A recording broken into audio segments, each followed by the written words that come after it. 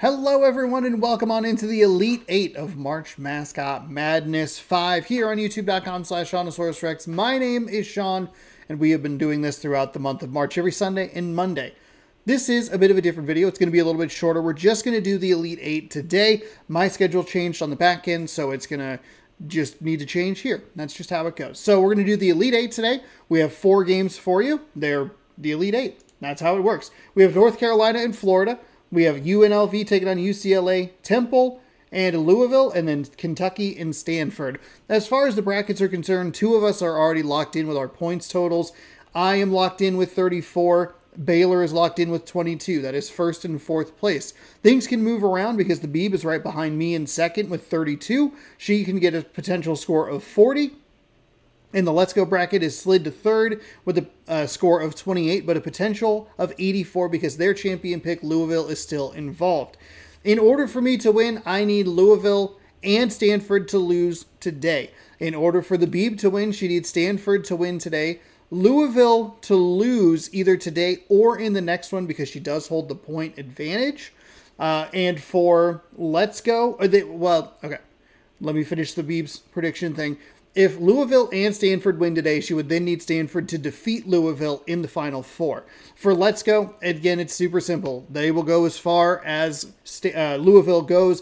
If Louisville wins today and Stanford loses, they would pick up the victory. They would end up with 36 points. I believe it's 8 points at this point per correct pick. So if Louisville wins today, they will be bracket champion as long as Stanford loses. So I need some losses. People need some wins and losses. And Baylor, I guess better luck next year.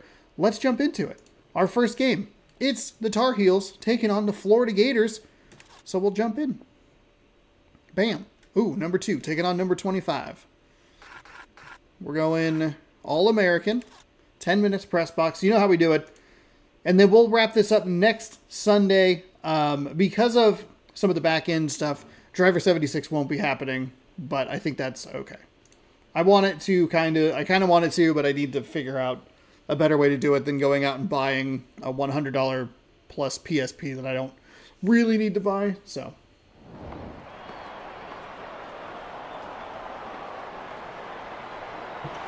honestly, if I just kept track of my PSP a little bit better, I would have already been able to do it. But such is life.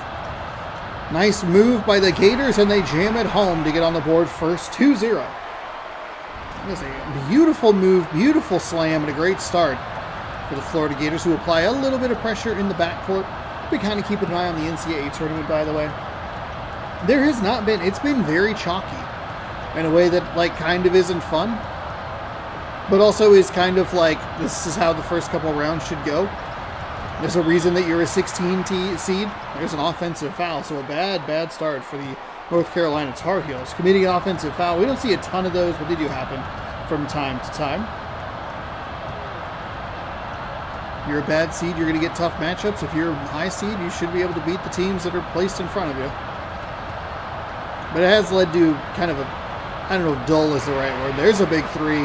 Florida off to a hot start. Anything interesting? Tight game between Florida and UConn. I think the problem is that so many of the games have been kind of blowouts, honestly. Okay, there's a nice inside pass and a jam home for the North Carolina Tar Heels. 37-30, Colorado State over Maryland at the half. That's a 12 beat and a 4. That's interesting. Gonzaga did lose a close one to Houston yesterday. And then now we'll lock in. Oh, nice block by the Tar Heels. Tried to back him down, and the center for North Carolina just did not budge. They're going for it again. There's a nice, easy bounce pass. Florida's making that pass too easy. They're at least kind of trying to collapse inside and figure something out, but it is not working. It's just a little bit too late.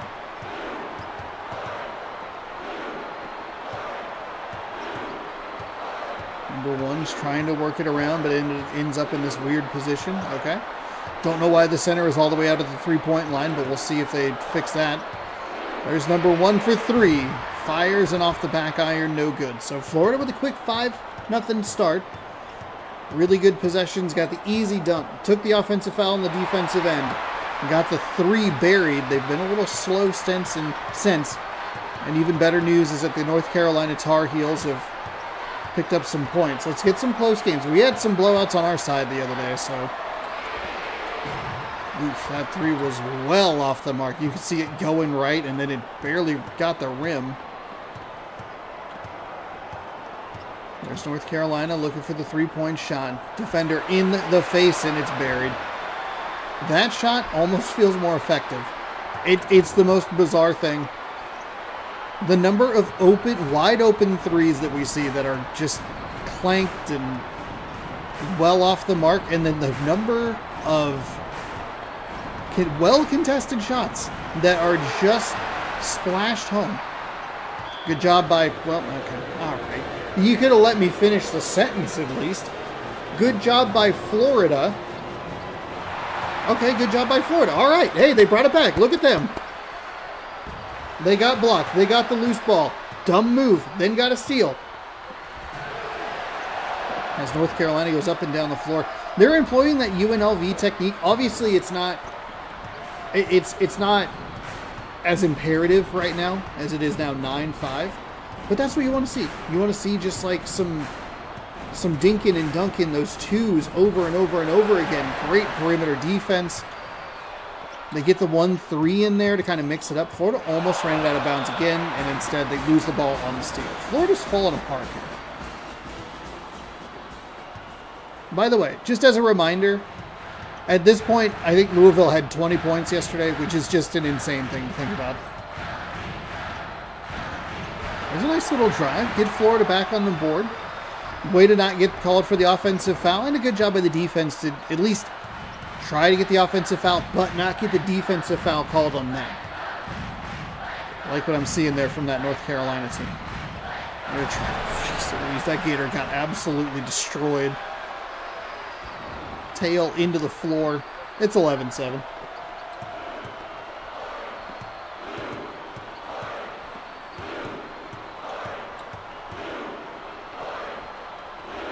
There's a 3 for Florida. That cuts the lead down to 1. I thought that was going to be another block, honestly.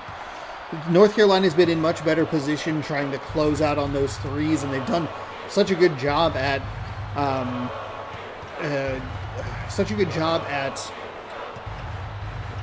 what am I trying to say? There's a little mid-range jumper. Such a good job at closing out on those 3s, getting the hand up and able to deflect it. Usually it just looks closer than it is. There's a nice kick. I would have loved to see a shot from the corner. A little fade to the left. That'll work. And it'll cut the lead down to 1. I don't know where I was going with that sentence. Don't you just hate when that happens?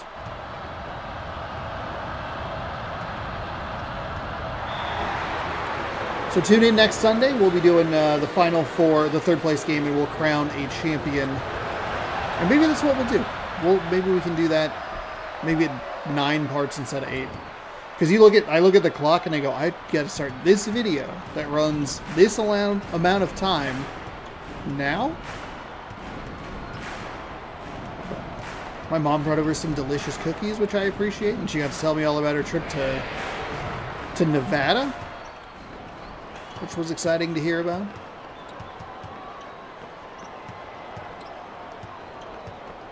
Bounce pass.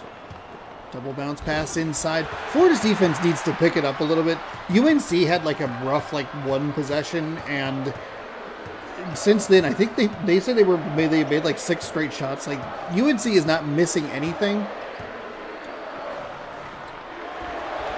Meanwhile, it feels like Florida has to work really hard for all of their shots. And North Carolina's doing a very nice job running their offense, giving themselves easy looks like that. Defense in a bad position. It's the 2 quick passes we see. The Florida Gator looked like it was playing offense there, like it was calling for the ball, but instead it was just able to get behind. The Tar Heel got behind easy. Foul on the way to the basket, so it'll be 2 from the free throw line. Both shots up, both shots good, 18-14.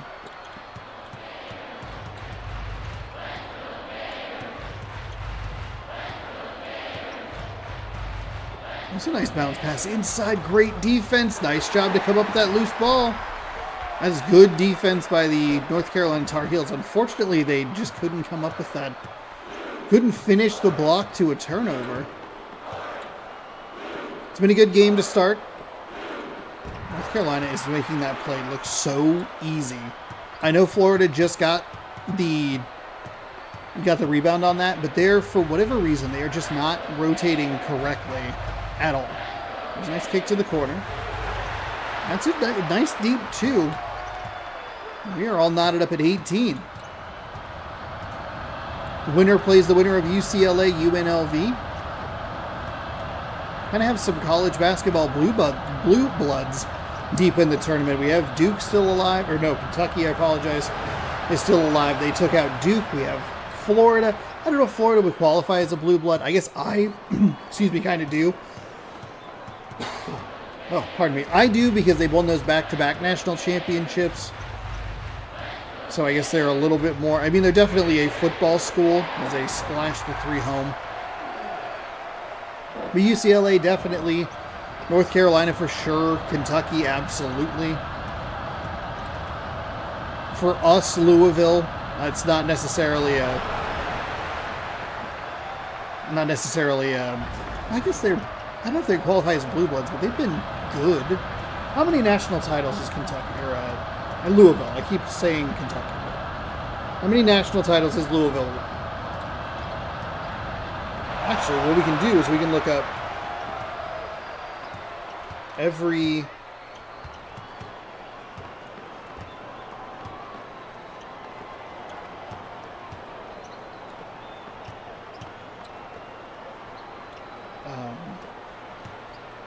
men's national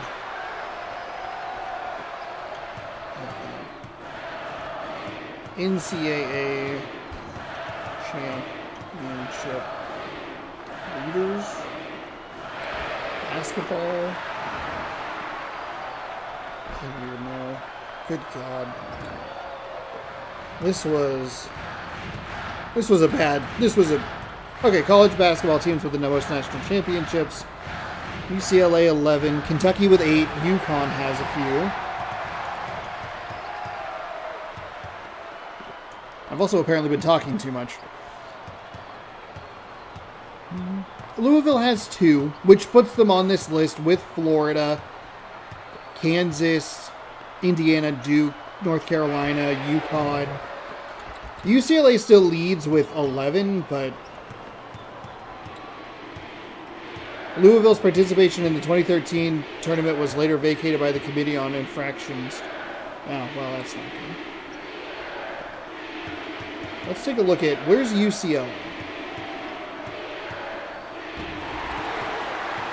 They haven't won a national title since 1995. Okay, I should maybe not hold them in the same breath. Florida is more of a blue blood basketball school than UCLA. They won,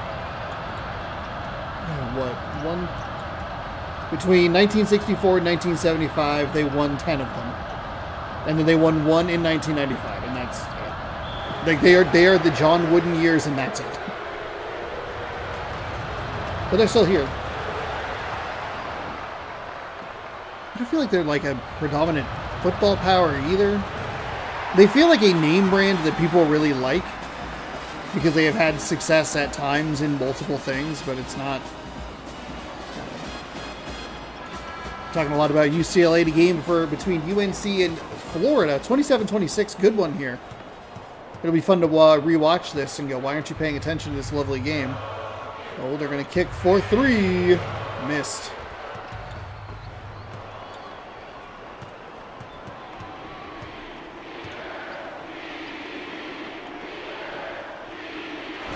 There's a nice slam.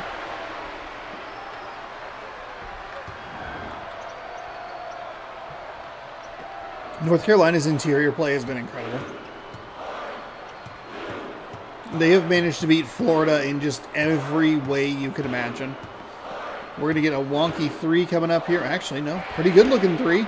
That'll beat the buzzer and give Florida the lead heading into half. I didn't think I was going to make it. So Usually when it kicks to 3, when it starts to, when the game hits 3 seconds in the half, they usually just start to animate that shot. I was surprised that it got the pass off, but it worked in Florida's benefit as they get the lead. 30-28. This is what we're looking for deep in this tournament. Good teams putting up big halves. These are fantastic halves on either side, even though Florida's defense has been a little bit porous. There's a foul. Ooh. It fell off that near side rim.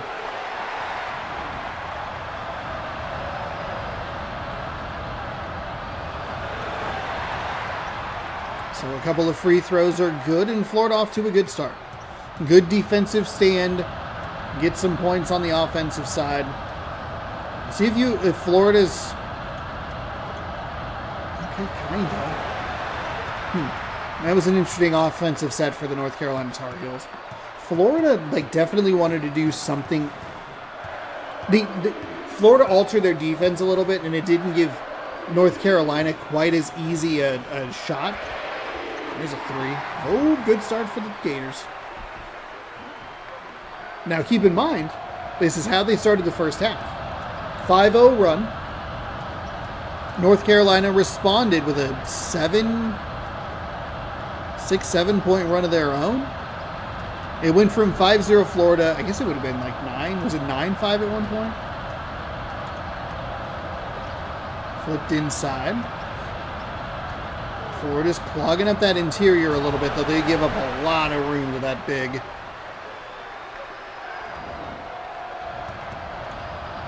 Love what that North Carolina center did.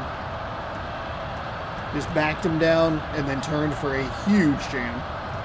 That'll stop the bleeding a little bit. Center with a dangerous pass. And they don't get rewarded. It's a great move. How'd that get blocked? Florida still has the ball from mid-range. That's off the left side. 3 opportunities for Florida, and they can't come up with any points. Those are the types of misses that we have seen, like, kind of domino into losses. Oh, and their defense fails them again. All right, 4-0 run North Carolina. It's a 3-point game. It's a 3-point game. It's a 3-point game.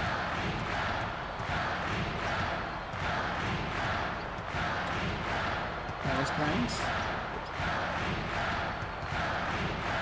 It's North Carolina defensive. Oh, I don't love that shot that was wide open in the corner. Okay, a good transition defense right there. Oh, well, okay. Okay, Sean, please stop commenting or complimenting Florida, because every time you do, they, for some reason, just start farting around. It's good. It's the good transition defense. That pass was just a little bit wonky. The hook shot's up and good. The pass wasn't as crisp. You can see, like, that's why North Carolina is able to do so much damage inside. The pass is right where it needs to be, catches the shooter in rhythm, they get it up, they get the jam, whatever it is.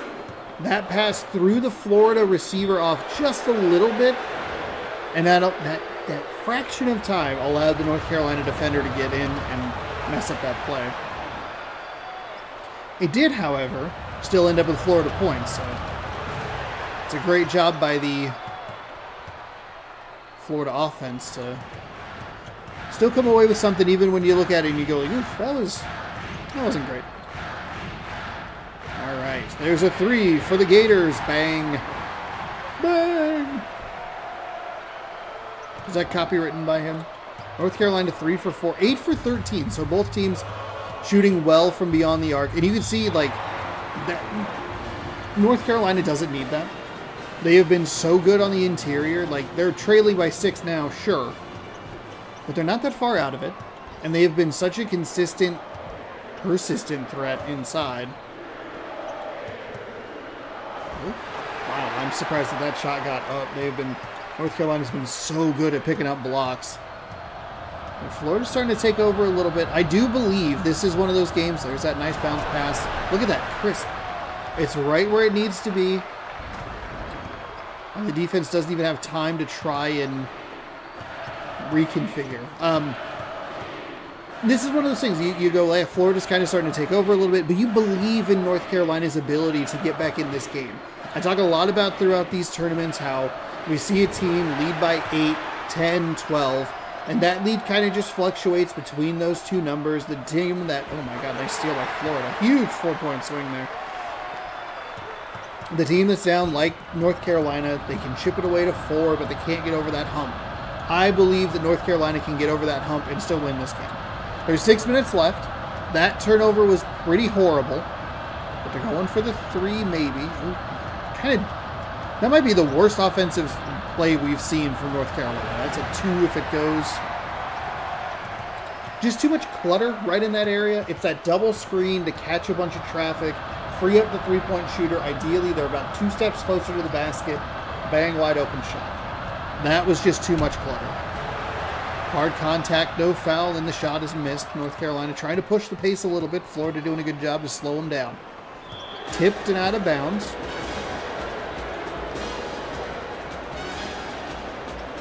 North Carolina, oh, they wanted to go under the basket. I could see, I kind of thought, I had that gut reaction. Like, they're going to want to go to this guy in the paint. But it's stolen on the inbound pass. That was a very What a block by North Carolina. Oh my goodness. He came out of nowhere. That shot was like cleanly out of the hand and on the way to the basket when he said no. Those are the kind of blocks you have to turn into points if you're the Tar Heels. Those are the turnovers.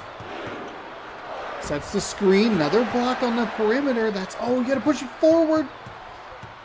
That's one of the things I wish this game was a little bit better at, is pushing the pace. Stolen. It's only been 3 turnovers, but they have not been great, and I think they've all been in the last 30 seconds. Kick, corner, 3, got it. Not really the corner, but you know what I'm talking about. 9 for 14. Man, I don't think you would anticipate Florida to be able to keep that up in the next round, but who knows? Ooh, don't freeze there. Thank you. That's a nice block by Florida. They're going to get out and run the North Carolina Tar Heels. Oh, what a block from behind. Oh, my goodness. That was great. North Carolina has still they just made this Florida offense work really, really hard. Even when you think it's going to be an easy gimme basket, it's not.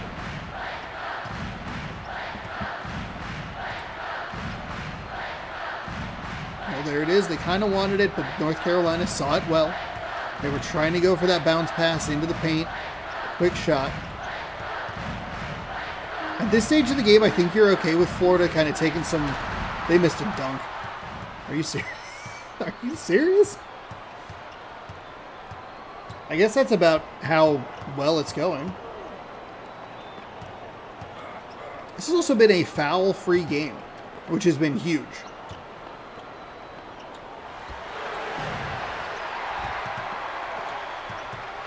Been a couple whistles here and there, but some of the games when they take, you know, whatever average length they take, but then it's just fouls after fouls. Oh, they went to the wrong guy. Went to the wrong Gator. Stolen. There you go. Push the pace a little bit. Tries to fight through the contact. The double team was going to be tough. Clean on both sides, though. There's another steal. I think Florida will lose a game if their turnovers are more consistently like they have been over the last 2 minutes or so. And if their three-point shooting isn't as good, because I don't think you could really count on like 65% three-point shooting.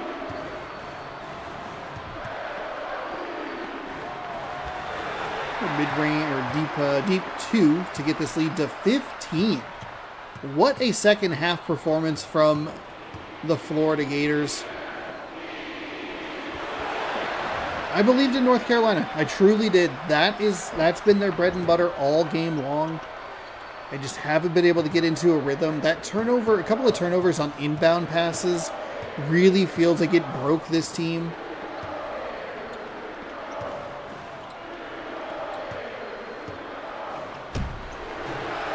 And there's no whistle on that hard contact. We've seen that a couple of times. they're not out of it. They need a couple of quick, good offensive possessions. They need a steal, something quick defensively as well, but they can't be wasting too much time when it's in their control. There's a float pass to the inside. Don't think you really want that. It's blocked by Florida. They're out and running. It's 1-on-2. He's going for the shot. Got it. 15 for 29. And that should just about do it. I know there's still a lot of time left. I get that. And especially when we've seen so many tournament games this year go like, here's foul number 31. You're like, oh my gosh. That's a blocked shot.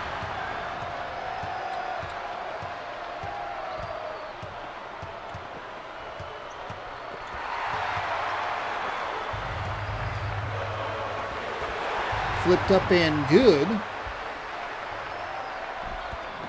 And it is 55-38.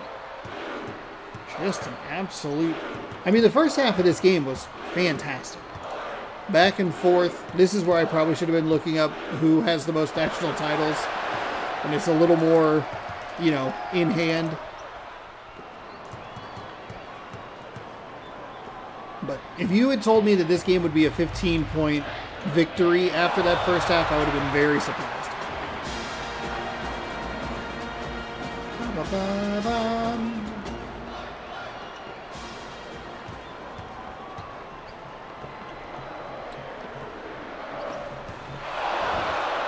Nice steal by North Carolina.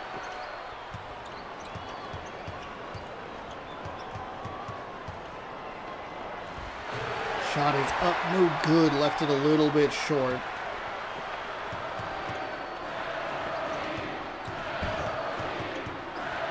And that should do it. A 15-point victory by the Florida Gators will propel them to the Final Four. UCLA, UNLV, who will they meet? We'll find out here in just a moment. How many fouls were there in that game? That is... It's been a story usually because it's so out of whack, but in this one it's just there weren't a lot. There were 8 free throws total. And they were evenly split. Okay, interesting. No offensive rebounds in the first half for either team. I mean, what were they? North Carolina shot 78%. Florida shot 57, but 54 from beyond the arc. Oof, that's your difference. I mean, you look at 11 for 14 for North Carolina in the first half, 5 for 18 in the second half, 0 for 3 from deep. Florida improved. Well, technically they were worse, but they took one fewer shot, I guess. Yeah, they were worse.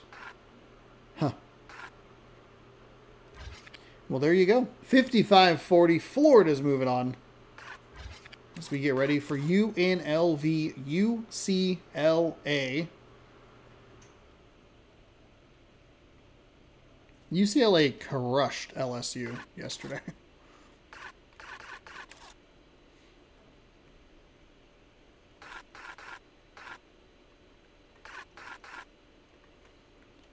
A lot of U's, a lot of letters. Running Rebels, taking on the Bruins. Make sure I have it in the correct order. Damn. All-American 10 minutes press box. And have we tried the Hall of Fame? No. Well, maybe. I don't know. I'm sure I've looked at it at one point. One of my favorite things to do for content on this channel is take a look at old sports games. So I just think that they're very interesting. I know that it's very... For my age, it's more of a nostalgia thing, but some of these games I didn't really get to tinker around with. I don't know that there were any March Madness games on the GameCube. I think we looked at that earlier in this tournament. With like, they were only PlayStation 2 and Xbox. And it wasn't until 360 that I was able to take a look at one. UNLV with a nice steal on the first possession. So the console exclusive sports games... like specifically, that is a nice block by UCLA.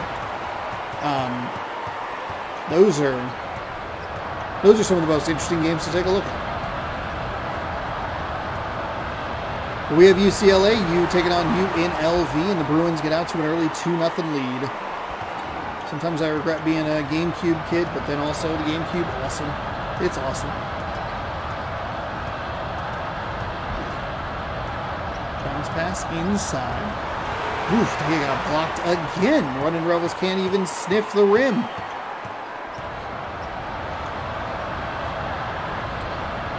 Kicks it to number 1. There we go, bounce pass inside, trying to drive. Nice block. They're going the other way. Number 1. Dancing, slicing, dicing, kicking for 3. Off the front iron, no good. So UNLV, maybe Iowa.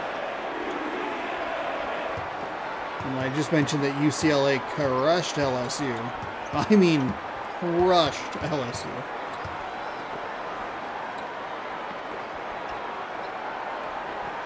Oh, nice job getting a hand on it. Got the benefit of the Bruin going for the dive a little too early. And then the Bruins defense gets a bit of a break, because the UNLV player dove, couldn't get up with the ball. Reach in foul. First personal, first team. It'll be interesting to see if the whistle picks up a little bit more here as we work through it. I feel like it's whenever you reset it, the game kind of just goes like the whistles are going to be this or that. Like it feels more random. Oh, a little fadeaway 2, couldn't get it to drop. And 2 minutes in, we still just have 2 points on the board. UNLV gets the ball away, but dives out of bounds.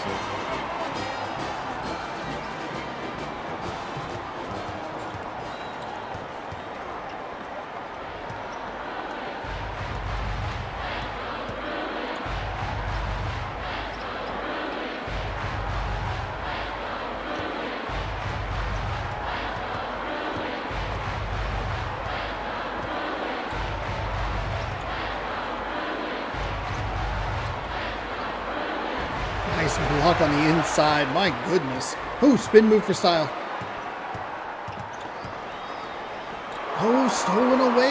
UNLV and UCLA. A lot of blocks and some steals here. This could be a long defensive game, and I think that's where you kind of get, you know, sometimes it's, I talk about the under 20, between 20 and 30, 30 plus, and how those teams kind of look. I mean, these are just 2 real good defensive units. If you get to the end of the first half, and the score is hovering 19-17, it's just like, yeah, the defenses have been awesome on both sides. Unbelievably friendly home bounce on the road for UNLV. They finally tie the game. It takes them over 3 minutes to get their first points on the board, but their defense has been so good that actually hasn't mattered. Oh, and that's going to be, it's going to be a defensive foul, but unfortunately number 21 is injured. Again, I'd just like to remind you, because it's wild to think about. Louisville had 18 points at this point. Maybe more, probably more. They did slow down a little bit. I think that Louisville had the one good run early, and then they just kept them at a distance, which I guess that makes sense. First free throw is no good, and the second one is 3-2.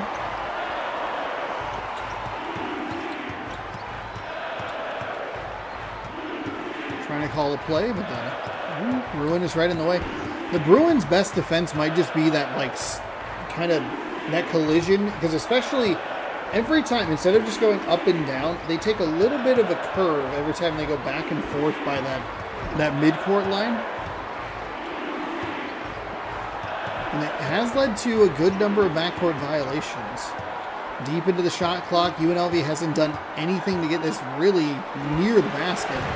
The desperation heave is up, but no good. 4 minutes gone, and we have 5 total points. Spins and fires.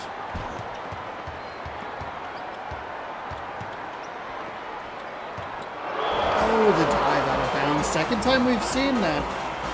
He gets the ball away. Doesn't really need to do the dive animation, but the game just kind of kicks it in.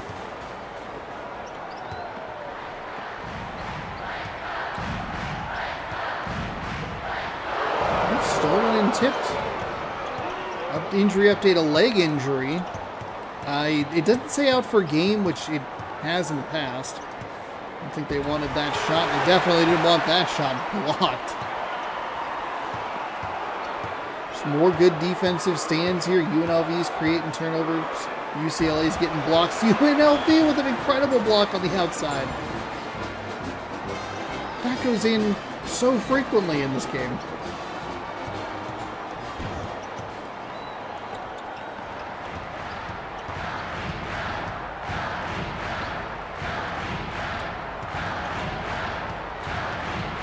Another hand on the ball for UNLV.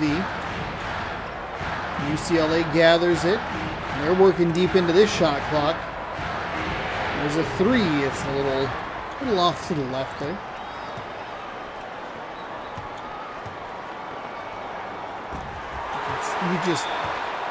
No. There's no way. That wasn't going. There was no way that was going to work.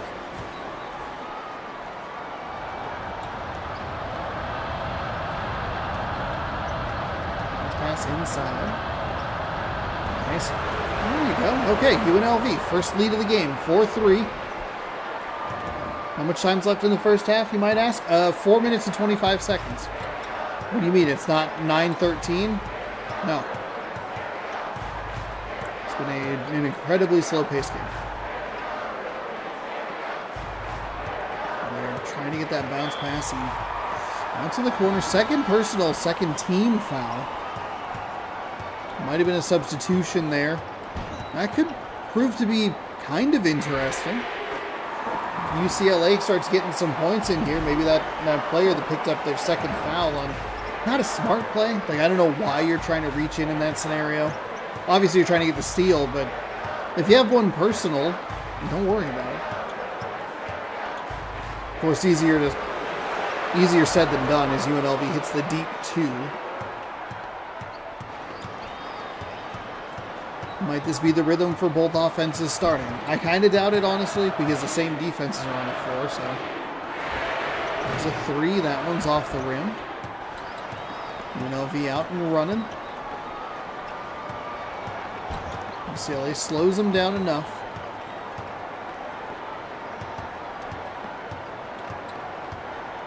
Looked like they were running the double screen for the triple, but it's just not working. Really slow on some of this execution. They're trying to do something. Now it's isolated one-on-one.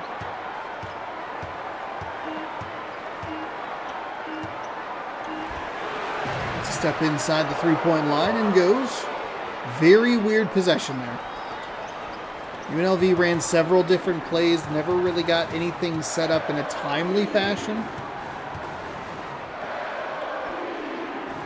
There it is, low, into the double team, and gets the basket.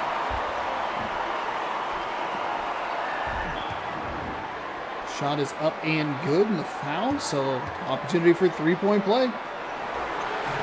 They cannot convert. Second missed free throw for UCLA. And a game like this, it feels a little bit larger. There's a three for UNLV. They bury it, and they take the lead 11-8.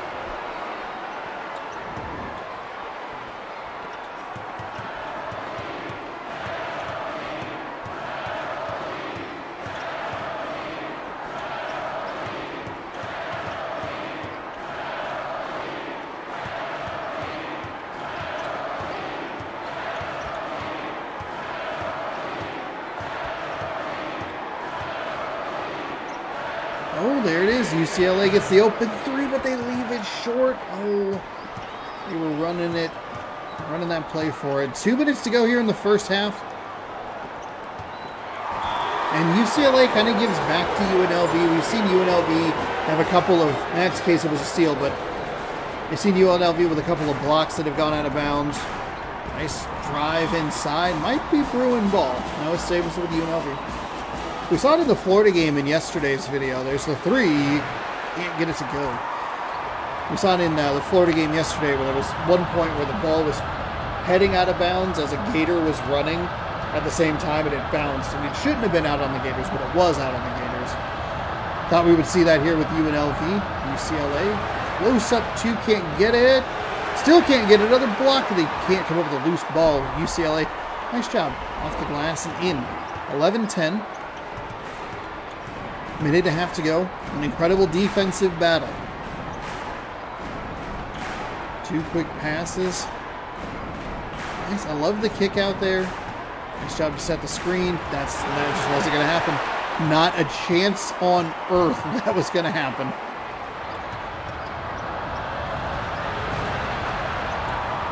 It was a nice shot for UCLA to take the lead, 12-11. Under a minute here.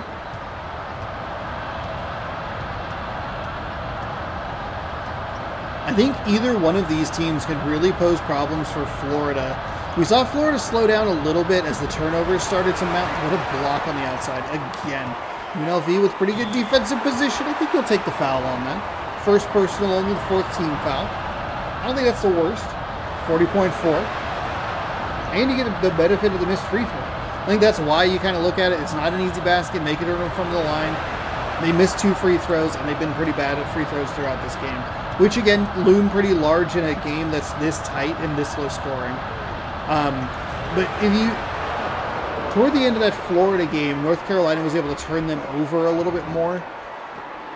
And if Florida's three-point shooting doesn't work out well, like, both of these teams have been very good at the perimeter, like at the three-point line, getting blocks. I would not be surprised. Oh, jeez, wouldn't be surprised if we saw one of these teams kind of dominate Florida. Because again, I just don't think you can count on. There's a nice 3. No good. UCLA's got to push. Oh, we're going to get a half-court shot. Ooh, off the iron. No good. But, I don't know. I think if you can keep those blocks up, because with Florida, you can't count on 60-some-odd% three-point shooting. It's just not going to happen every single game. That was kind of a wily shot. 13-12, by the way, through the first half. Again, most of the time you would look at it and you'd go, wow, abysmal offense. No, it's just been great defense. It's been bad offense at times where it's like, why are you shooting that ball? Okay, right on cue, thank you. But it's just been really good defense with consistency in the blocks. They've been turning the ball over from each other. So 14-13, I said it was like 19 points each would be kind of like, okay, makes sense. 14-13, or 13-12 is a wild first half score.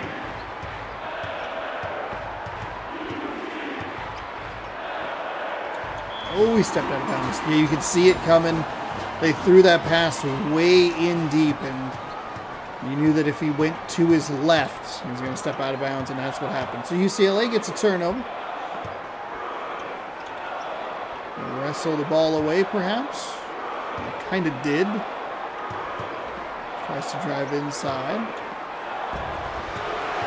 I don't know what you were doing. I don't know what you thought was going to happen there. Whatever you thought was going to happen wasn't going to be what happened. You got to push that ball to your teammate. That's blocked.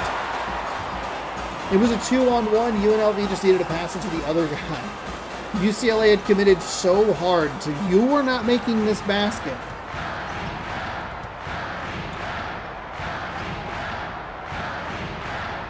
This pass inside. UCLA blocked again. Still running Rebels ball. That got real close there by the boundary. Working it around the outside.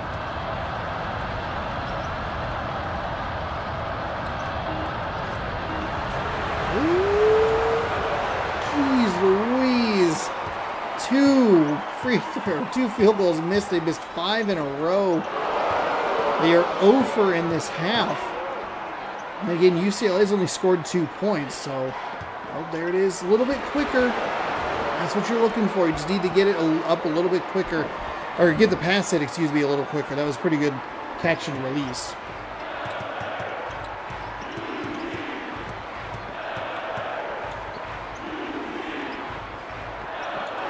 Nice.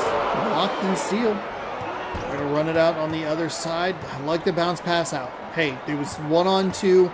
Got that little bit of contact that was going to throw off any timing. Oh, kick into the quarter, blocked. It's just incredible by UCLA. That guy, that bear has so much length.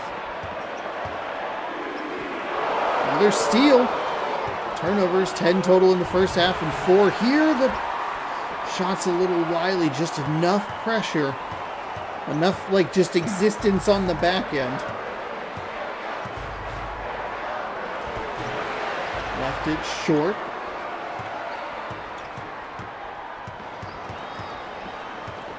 Bounce in. There you go. Make sure you go the other way. You get worried when they spin one way. If they do it again, they'll go out of bounds. So you want to see them kind of go back and forth, so it's not one of those dumb baseline turnovers. Hey, there's UCLA with a bucket. Very few and far between. They almost did the thing that the Badgers did yesterday. And we see every once in a while they get the inbound pass almost in too quickly, and then the player doesn't stop. It's just a disaster. With a hand in the face, you will know that's going to be good. The ultra rare three-pointer, it feels, goes down, and it's 18-16.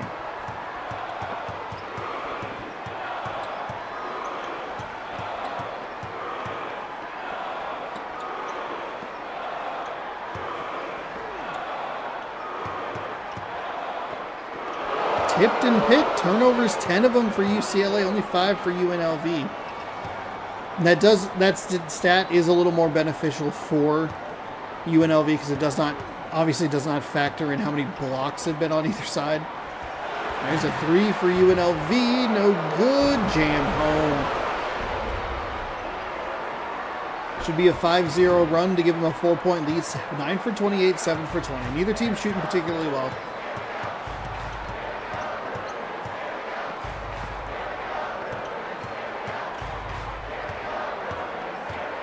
Around for the three-point shot, wide open, left. God, those are the shots you just need to see go down.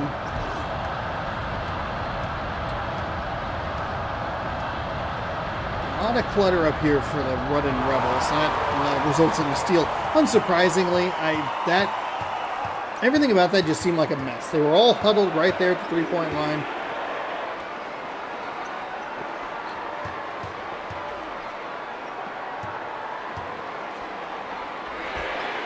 Three is up, it's off the mark.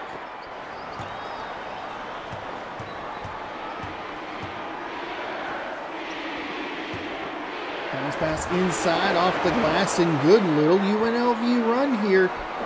7-0. UCLA has to get something going. And I don't think they need to do it quickly, but they need a couple good offensive possessions, and that is not a good start when you're that dangerously close to a backcourt violation. There you go, kick for the three, blocked on the perimeter. That's just great D by UNLV. Now, UCLA's been horrible. They called that out of bounds. Just kidding. Thought it was a foul. That was out of bounds off UCLA. Goodness gracious. Bounce pass inside, blocked. UCLA has an opportunity to run, but they slow down just enough. That's going to allow the defense to reset. There's blocked again. Recovered. Blocked again. Oh my goodness.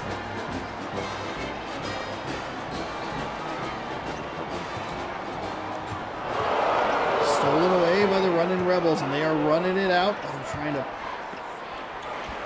faded to the right, buries the jumper, and it's 24-16.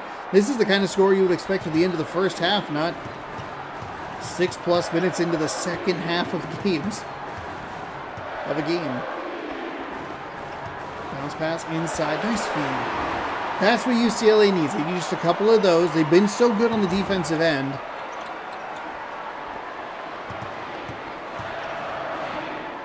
There's the potential that this is the lowest combined points we've ever seen. Foul on the Bruins. And we've had games, both of these games have not had a ton of fouls. UNLV had 4 of them at the end of the first half. I can't imagine that there would be that many. One of them was a reach-in, too, so...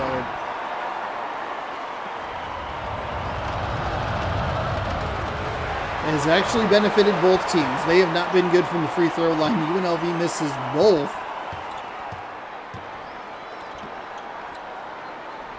Feels like that door cracks open just a little wider for UCLA. A couple of nice baskets on the offensive side.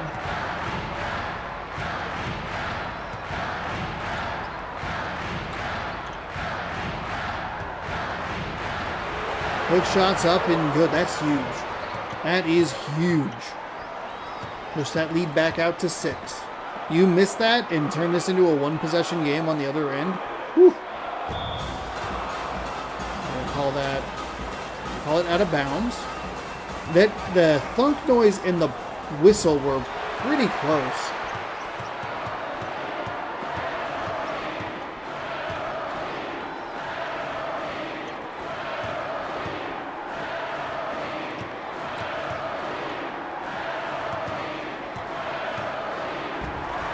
Wasn't going to happen. There he goes. There's maybe. Got the hoop and the harm. Opportunity for a three-point play. All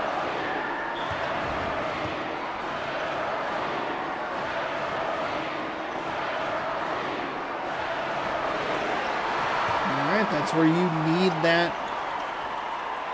that free throw shooting to start shoring itself up. 26-23.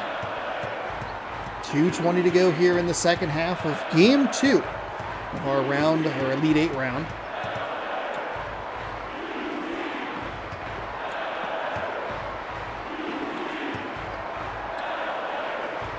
Oh, that's a huge takeaway. Huge takeaway. They're out and running. It's going to be real tough to convert. Oh, blocked. Oh, what a huge block for UNLV. Big plays on both sides defensively. To get rid of it, loses the ball, and they don't get the dive animation. All right, 5-0 run. UCLA has closed it to 1.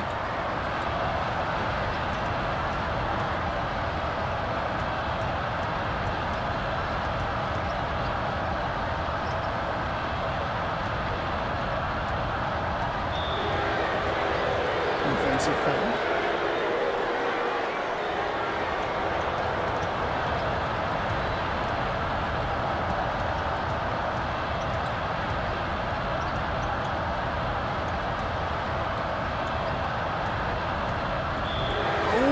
Gets the foul. UNLV's been bad from the line too. That'll be something interesting to look at. UCLA's missed probably enough free throws to have the lead. UNLV really... Ooh, 3 points the impossible way. The 3 points the ridiculous way is the better way to say it. That is brutal. So that player has 14 of the 29 points.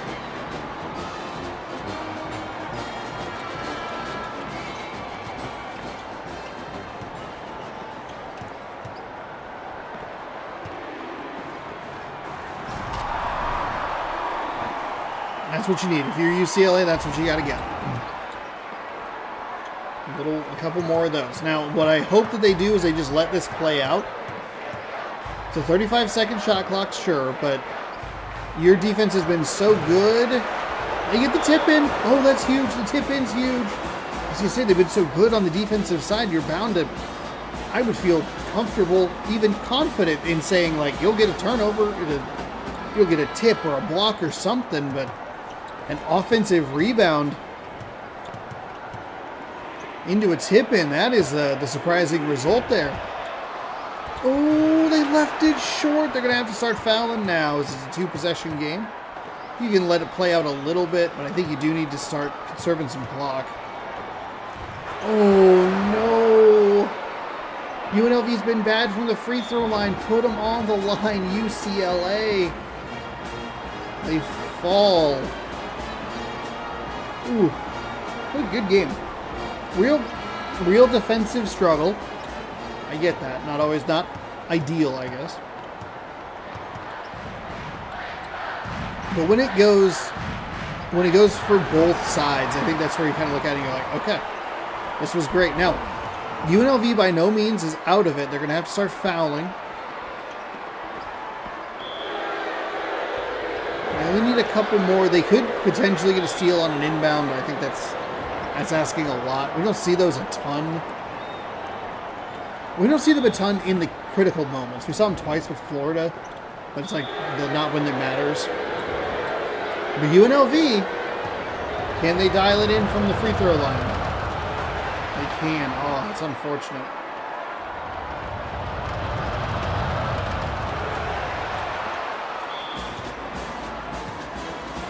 So they go 2 for 2 from the line, and that should put it out of reach. 35-29.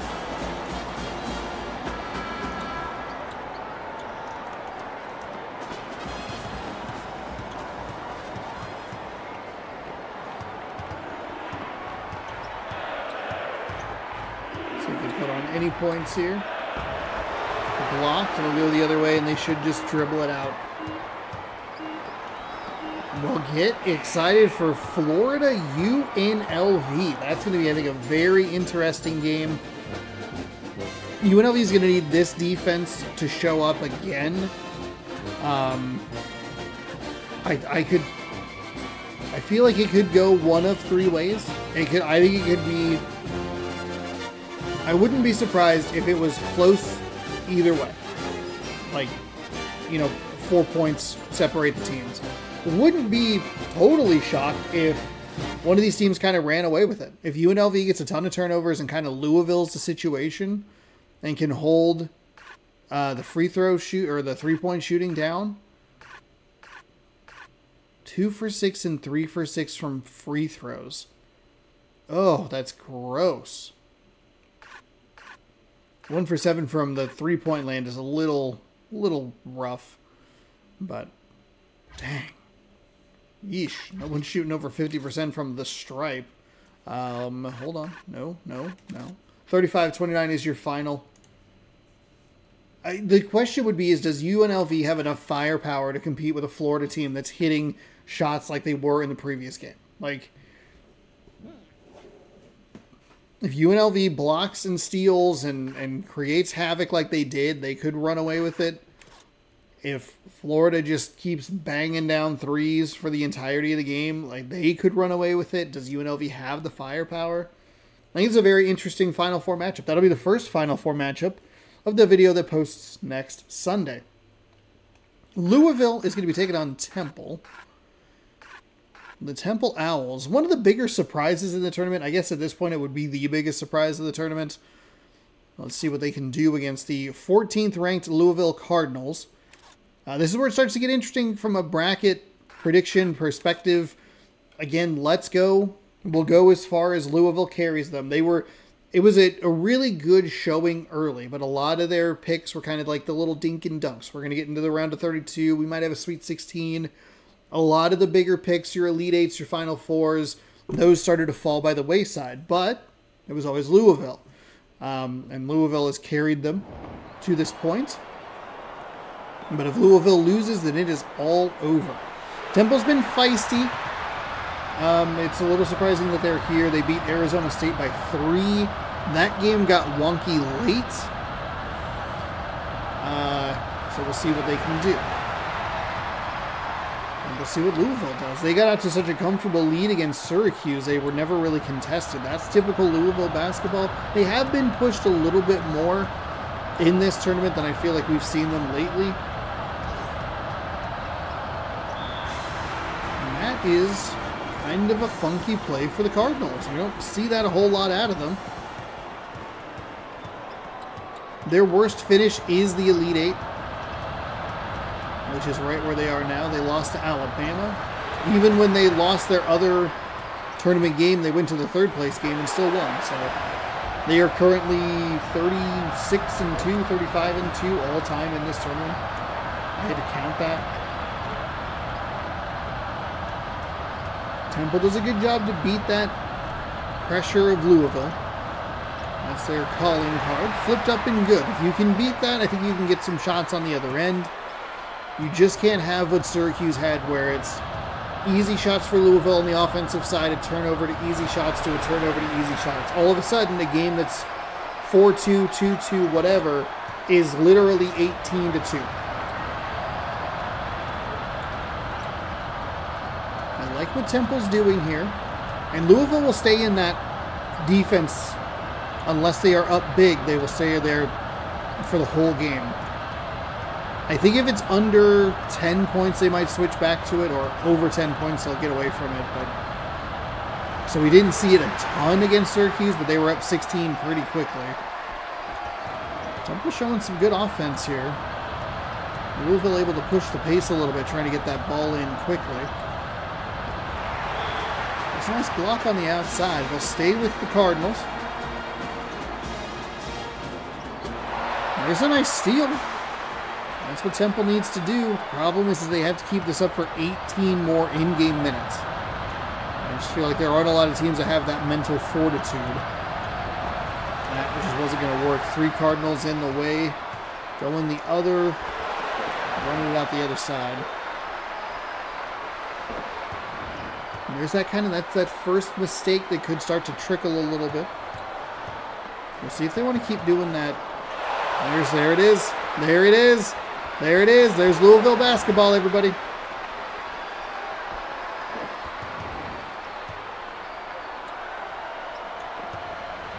Oh, no.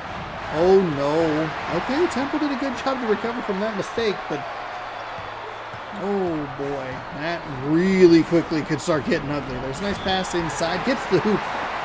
Gets the foul. The basket. The bucket. The bucket. The bucket. Free throw is good, so a 3-point play on the Temple side gives them the lead, 9-8. That's a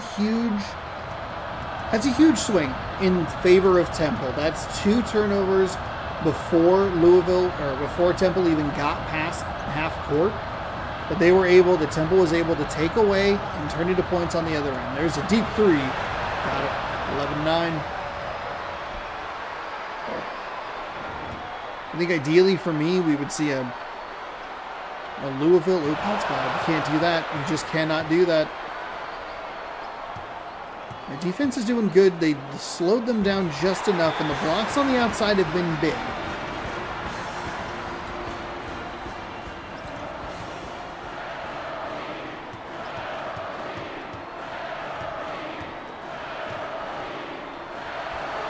High off the glass, no good. Trying to go for that tip in or put back, but no such luck.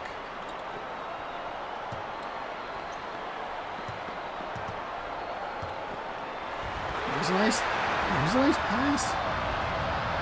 In deep off the glass, easy bucket, 11-11.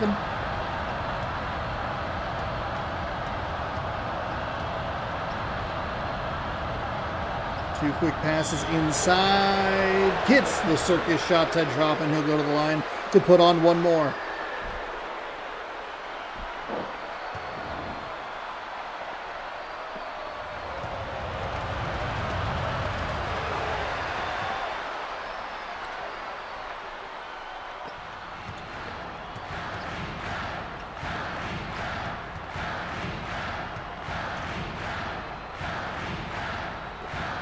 Two quick passes. There's that jam home. That's what Temple needs to do. High percentage shots, getting it into getting it in deep like that is a huge win for them. And again, just getting the ball. Oh boy, goaltending. Haven't seen one of those in a while. So 16-13. If they can just break this defense, oh boy, we might have a 10-second violation. I don't know that we've ever seen that. Yeah, that's a 10-second half-court violation. That is brutal. The Owls get a paw on it and knock it out of bounds.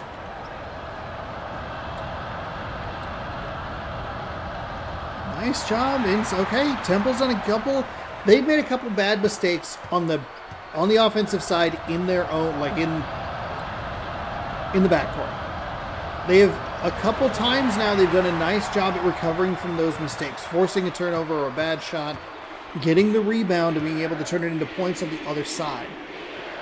16-15, they get the basket and the foul again. Temple just very out of position at times, and I just don't know that you can do that. The problem is now that they're going to make a substitution. Number 50 is going to come out of the game as they take a timeout, which I don't love. I understand why, but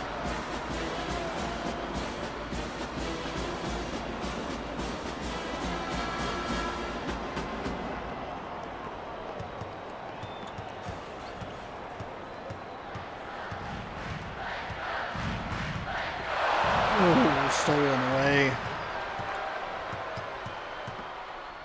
Temple can't make those mistakes. They're doing a good job swarming to the ball. There's another block on the outside. That's been a huge key for Temple so far in this one. Ooh, almost a steal. And drive into the lane. Another foul. Whistles have been rather quiet throughout the first two games, but they have started to pick up a little more here. Louisville is putting Temple in very difficult positions, and the center picks up the third foul. I know it's only their first, but the other center had two of them, so all team fouls are on centers. We saw that with Miami in the very first round. This is where things could start to get dicey. Temple's a little out of rhythm. They had the really bad 10-second violation, but they were at least able to recover from that. That just wasn't going to be a good shot regardless. Louisville's going back the other way. Could look for some separation here. Again, there's the block on the outside. 4 or 5 of those. Forcing Louisville to continue to play offense could prove fruitful. There it is. Get some turnovers, get some takeaways. There's a 3 for Temple. The offensive rebound is up. Wow, nicely done by... I thought Temple was like, why didn't you jump? They did what they were doing. They were on top of it. They get the basket, the foul. Ooh, left short, but they have an opportunity for the 4-point play. It's off the bottom of the basket. They somehow come up with a loose ball and it's fouled again. Whoa. What a bizarre sequence of events, especially when you take into account that there was a Louisville guy standing there just looking at the ball. So Temple, a 4-point possession. That is huge. One of the more bizarre ways we've seen that. A basket, the foul, no basket. All just kind of... Okay. Temple's defense is giving this Louisville Cardinals team a lot of trouble. And this is where we saw, I mean, I talked about the big run that Louisville went on early against Syracuse. There was a large chunk of the game where Louisville was not nearly as effective as you see another block, where the teams were much more even, and there's a nice out-of-bounds force there. Nice job by the offensive player to use the boundary as another defender. Oh, that's dangerous. They get really lucky. Very lucky. The diving animation takes them out of bounds. I really like throwing it back to the inbounder, which is dangerous because it doesn't always look like they get out of that. Oof, cross-court pass. Don't know why you're doing that. There was an owl just a little bit forward.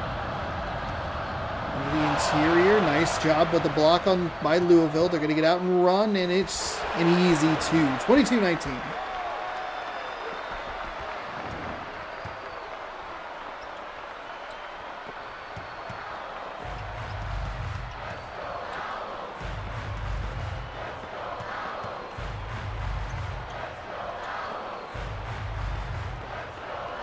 One. No. Looking for that second quick pass. If they just kicked out for the... Well, that shot's up and good. Oh, color me surprised on that one.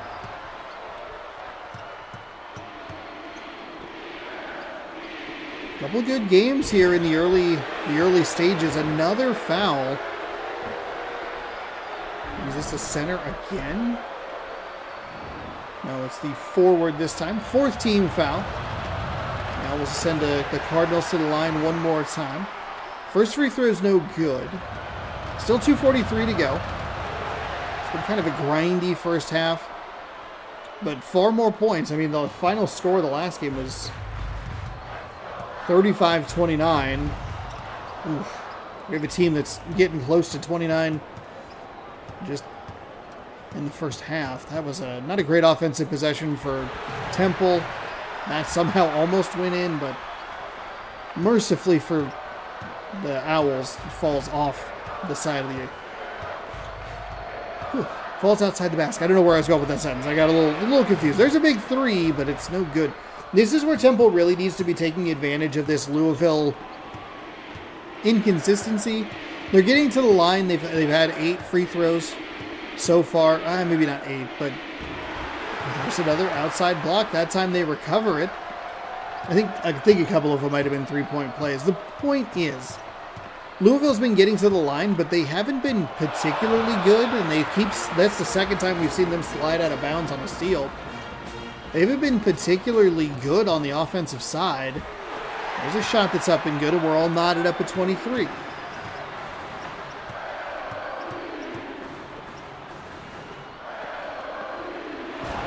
It's a nice jam home. That's just going to work.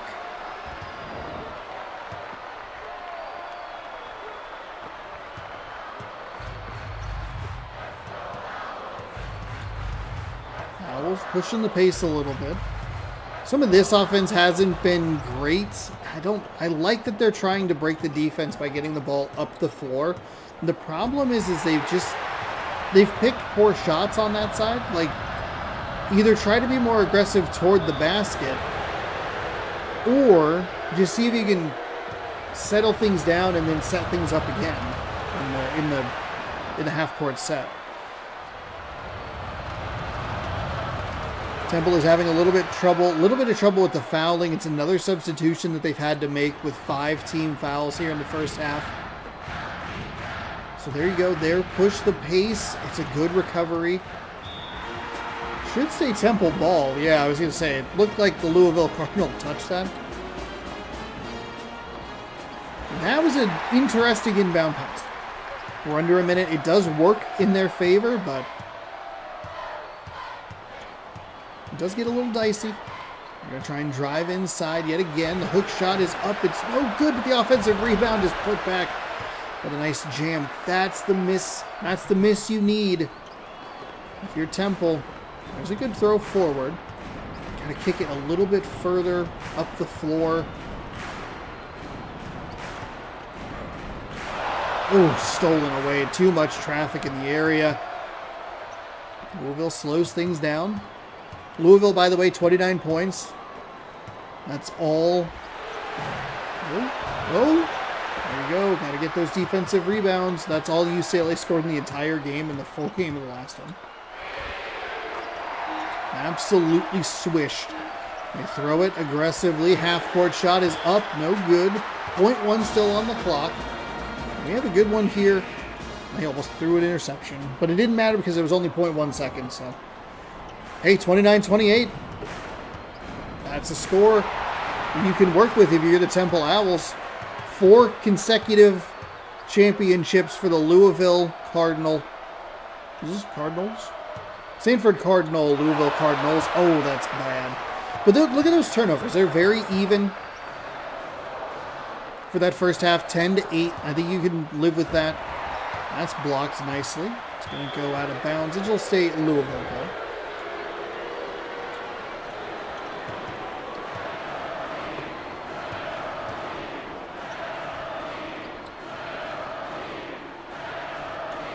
Two quick passes inside. Oh. Temple's got to clean up the fouling here. I know it's only the first of the second half, but that center's probably going to have to sit for most of it. That's his 3rd personal, and it's 36 seconds in. The benefit of the miss.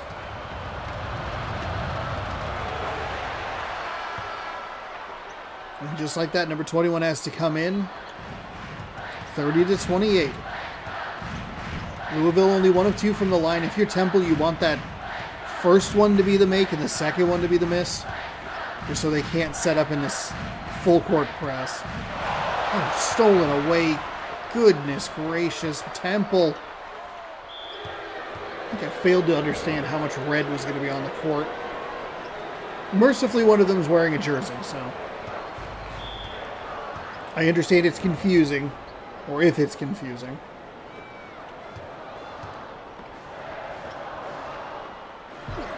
Oh. Circus shot is up and good. Thankfully for Temple, there was no foul. Get it into the paint. I love the aggression there. They didn't go for the ball, which was good. It's a 2-on-1. You have the open player. They're out of position in that spot. Temple got real close to stepping on the baseline and losing possession. Instead, they take a real rough shot and it just doesn't go their way. Left that one off the right iron.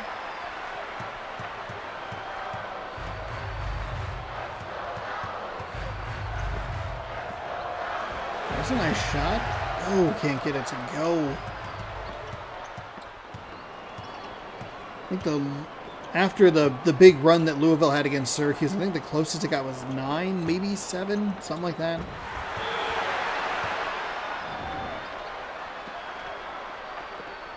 But Louisville never gave them the opportunity to get any closer than that. Temple has been a much more difficult task for these Cardinals to figure out.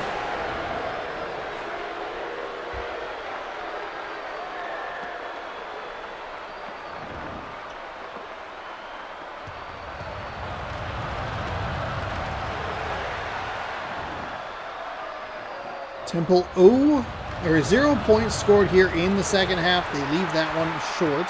That's a little more what you're looking for. You can see there's not nearly as much pressure in the backcourt. Temple, very weird dribble there. And Temple is only down 5. They just have to get something going on offense. I wonder if we get one of those, that kind of weird, that Stanford-Ohio State game was very odd at the end of the first round. Stanford won, and Ohio State put up one of the worst offensive second halves we've ever seen. But at least defensively, Ohio State was keeping it close, and that seems to be what Temple's doing here. They're 2.5 minutes where they have not scored a point. They throw a turnover. One of the, I mean, thankfully you can say fairly rare turnover in the backcourt for them. But as this lead starts to stretch a little bit and you feel them maybe start to push the pace,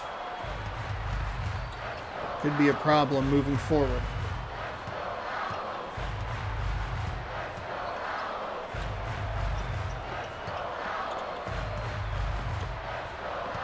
Nice. Keep the loose ball. Big three can't go. Tip in doesn't go either. Temple now 3+ minutes without a field goal. The good news for them is Louisville's only scored 6 points. It's not, it's attainable. But they have to get something going here from the free throw line, and that'll put them on the board here in the second half. 35-30 with 6:33 to go. Fights through a little bit of contact. Good job for Temple to not get the foul called on them. I think he'll take that 2, or give up that 2. Push it forward. Trying to split the defenders. Couldn't get it to go. Those are such bad misses for Temple. Trying to take it to the rim. I like that they're being aggressive when they're able to break the defense, but you have to be able to see the next player.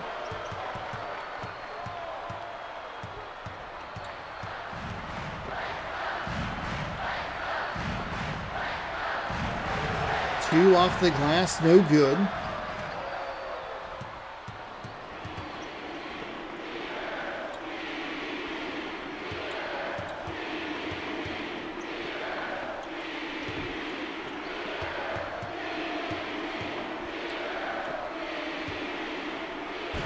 There's a nice block inside. Good job by Temple. And push the pace here. Inside blocked and left that short. Well, someone got a hand on it at least.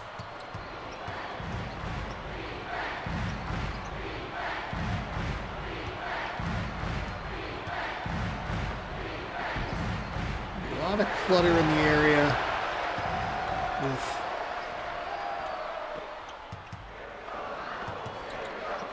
There you go. Throw it forward. There you go. That's what you need. You need about 3 more of those. Just off the glass. The problem is that if you're having to break their defense, that means they're scoring points. So. But you do need that kind of aggressiveness to try and force. Oh, foul again on Temple.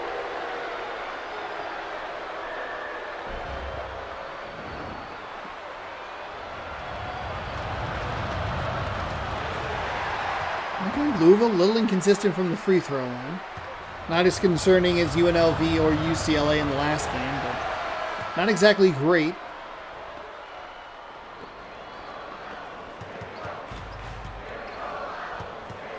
Temple working it up with passes. They're not quite as aggressive.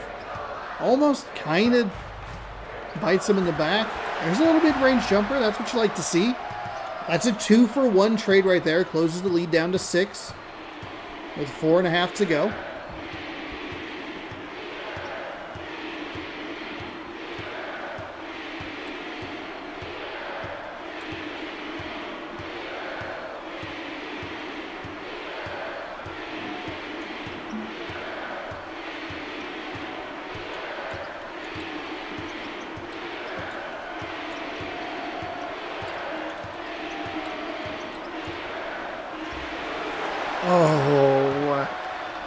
Oh, you hate to see it. They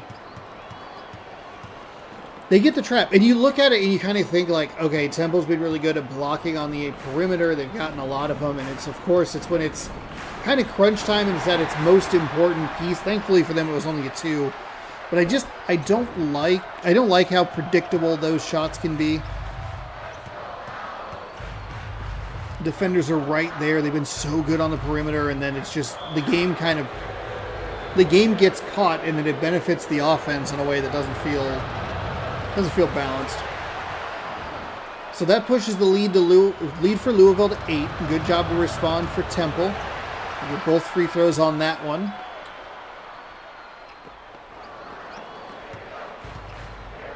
Obviously, you know, one play doesn't define a game or whatever, and Temple's inability to take advantage of Louisville's inconsistency is should be way more the story of this game, but you need kind of every break you can get against Louisville, and they almost got all of them. They just still have plenty of time. It's only 8 points. It's not the most, but with the way that this game is such a slow grind, couldn't get it to go. It just stayed there. 1 for 2 cuts it to 7. If you're Temple, you probably start wondering, you know, how many more possessions do you get? Is that where it starts to become a problem of trying to push the pace? It's the 6th team foul. Louisville has been so good at getting them to foul them. The second half has been a whistle fest. There you go, 1 for 2. It's back to an 8-point game.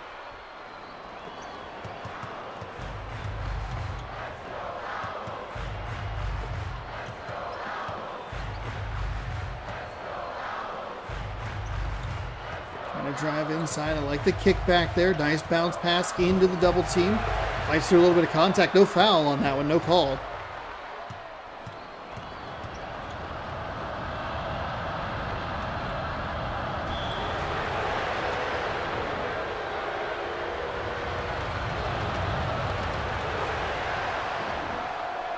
I think you might look at this one a little funky. This one, I mean, they're computer refs. I don't know, whatever, but it is interesting how few calls that Temple has gotten. Louisville has been to the line a lot here in the second half. They were there pretty consistently in the first half as well. There's a nice little flip. It was a 10-point lead. It's back down to 8. 2:19 to go. Just wonder if there's enough gas in the tank for the Temple Owls to figure things out. Oof, nope, not when Louisville is into a rhythm now. Big aggressive throw and then just didn't pass it forward.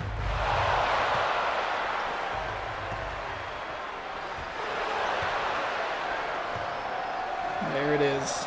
There's the Louisville stretch. It is now a 12-point game.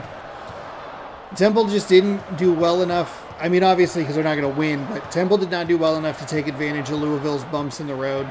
And for Louisville, you look at that as we survived our bumps in the road. There were some bad plays by Temple, but they did, a couple of times, they did a good job to at least recover from those. It was like an inbound steal. There was the 10-second violation. But now they just don't have anything, and that's Louisville. That's what they do. They wear you down and make my life miserable. 53-39. It's a 14-point game. If Louisville wins another championship, they will be eliminated. I can't call more Louisville games. This is number like 36. No, that's not even true. They have 35 wins and 2 losses. So that's 37. This is game number 38. It's too much. It's too much. We do have a bunch of teams that have not been in the tournament, so we might do a little we'll do a little tournament, see who gets to play.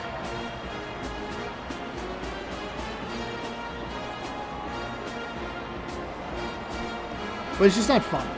I want it to be more sporadic. More of a coin flip, and that's the difference. So there's 14 points. Obviously, we're under a minute to go. Louisville finally backs off. Louisville still just can't get a shot to go. Hook shots up and good.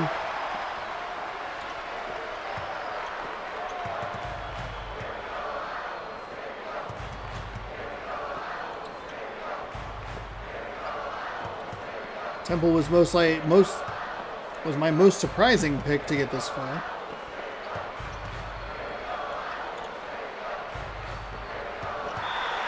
But the road will aid here. I know they're putting on some extra points here. 53-41, a timeout with 27.3. So our best result here would be if there's a Stanford victory. If there's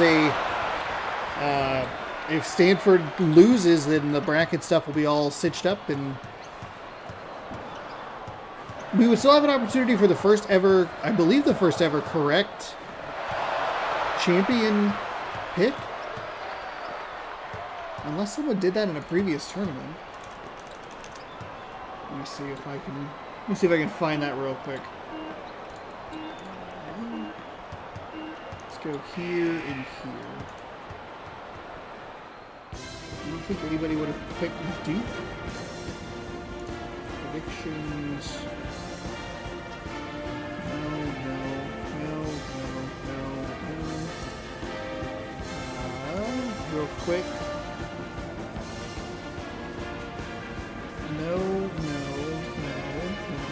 No. Okay. Interesting. I mean, that's only 2 of them. I don't think anybody's picked Louisville. Because once you get to the second Mascot Madness, March Mascot Madness. No.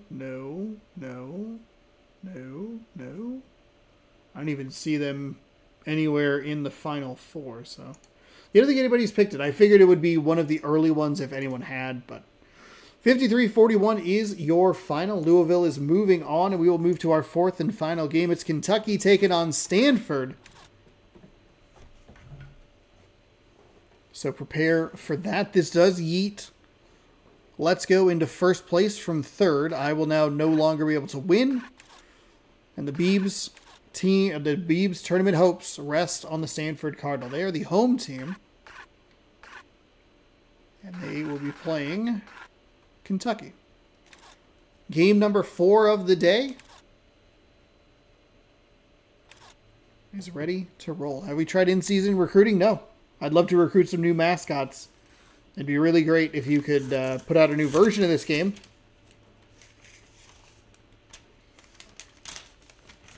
Oh. Got my Barnes & Noble receipt. Why did I end up with so many receipts on this desk? Barnes & Noble. Game Boy. Krispy Kreme. Cool. Krispy Kreme receipt. It's just paper. Whoa. So Kentucky and Stanford. The Beeb has Beeb has Stanford in the Final Four. But set up a huge matchup in the Final Four if Stanford is able to win. Stanford's been surprisingly good in this tournament.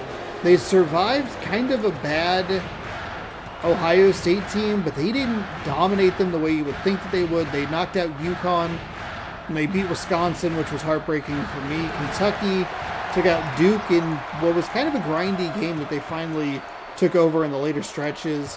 They knocked out Georgia Tech in the round of 32 with ease. And so where did Kentucky come from? Please stop. Kentucky knocked out Maryland, and that one looked like it was a fairly big deficit. Stanford gets on the board first with a 2-0 lead. Nice closeout by the Cardinal. We've seen a lot of this Stanford home court. They would Stanford or Louisville or Kentucky, whoever comes out of the bottom part of the bracket, does tend to get the home court advantage. I guess they should look if there's neutral courts. That would be awesome. Blocked inside. Stanford, Kentucky out and running. Gotta settle down. Gotta lock in here. We have one more game to commentate today. We can't be falling apart now.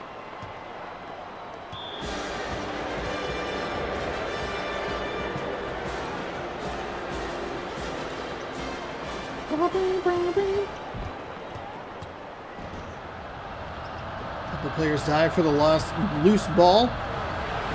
Kentucky comes away with it. They put up the 2. It's no good. They leave the second one short. The third one jammed home.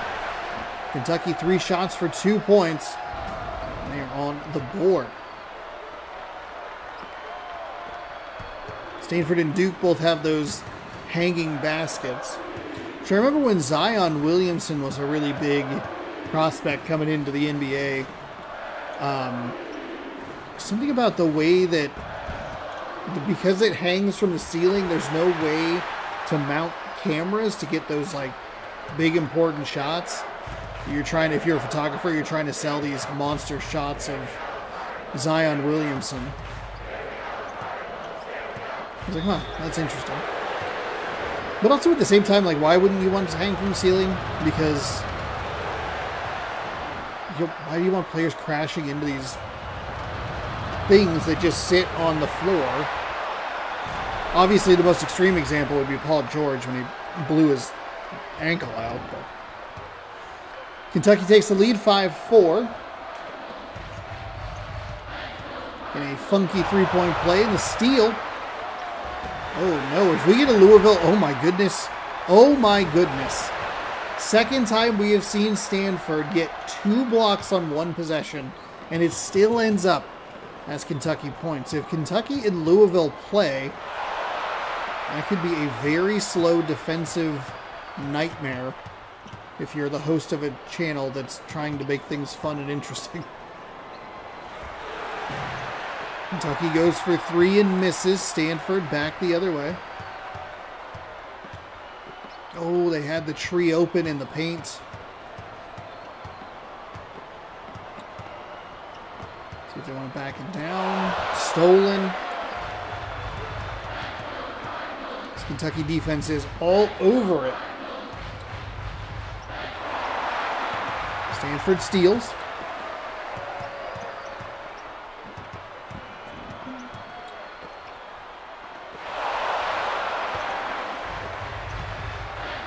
Kentucky steals it right back.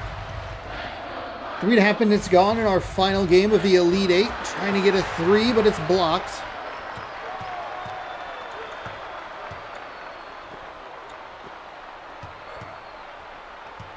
See if they want to kick it back out there. Oh, you like that shot. That's take the open 3 instead of getting blocked for 2. Oh, 7-4.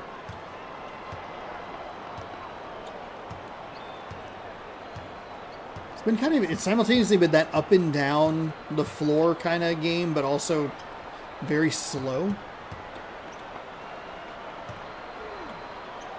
Feels like teams want to push the pace, but the defenses just aren't allowing that. Kentucky high off the glass. I believe this is a 7-0 run. We saw something similar with the Florida North Carolina game where it was 4-0 and very quickly, or not 4-0, but started to get a little dicey early in the first half. Oh boy, and it's starting to get dicey here. I might have our bracket picks set by the time we even get to the Final Four. I like to push forward there.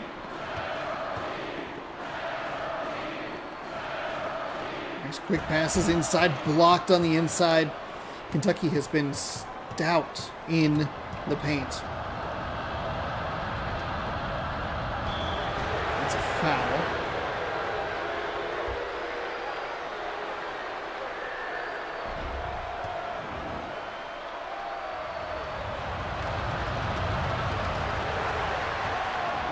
Basket is good.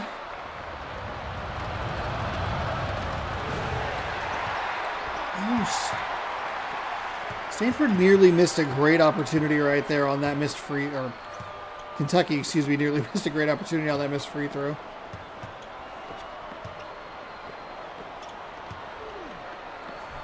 Two quick passes inside. Center's looking for something. There's not a whole lot going on there. Kentucky is all over the place. Tried to put the shot up between three defenders. That one gets blocked. Stanford finally back on the board. It's been a while. 13-6.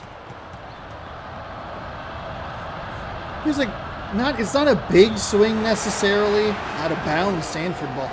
Not a big swing, but being able to survive a block shot, put some points on the board, that's good for a team down by 9 at that point. Now down 7. See what they can do this trip down the floor. Pass was probably a little bit high for the center who had to get off his feet. Mid-range jumper's no good because it's blocked. We're going back the other way. Stolen away. Now we're going back the other way.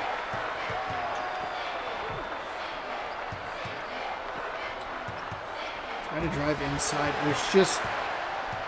There's nowhere to go. There's no room. Stanford is passing up good, decent looks at threes and just choosing to take these gross twos that get blocked, and somehow the Kentucky is able to just knock it away. Knock it down, I should say.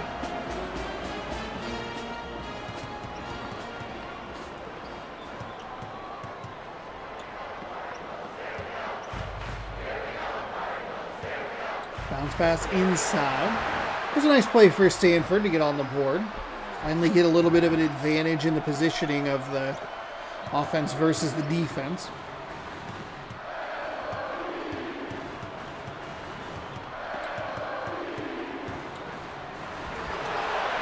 Not really sure what happened there.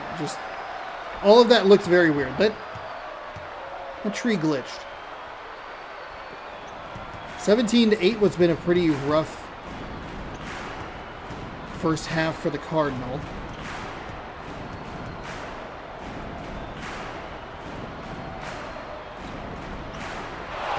Their passes have been so bad. Whoever is throwing it into the first person inside the three-point line, they keep having to jump. They're sailing it for whatever reason. They're not that far away. Shot doesn't work for Kentucky. It's good news for the Cardinal, who really need to figure something out. There's a three. Interesting time to take that. It feels like everything Stanford's doing is the incorrect decision when they choose to do it. Not that they're just making weirdly timed decisions. It's so bizarre. Driving in and picking up the foul is the Kentucky Wildcat. Third team foul in the second personal, so number 32 will likely sit the rest of this first half. As Kentucky knocks it through. 1 for 2. Or 1 for 1. Okay, they go for 1 for 2, but they still get the points anyway, so... Oof. Kentucky is out to a 12-point lead.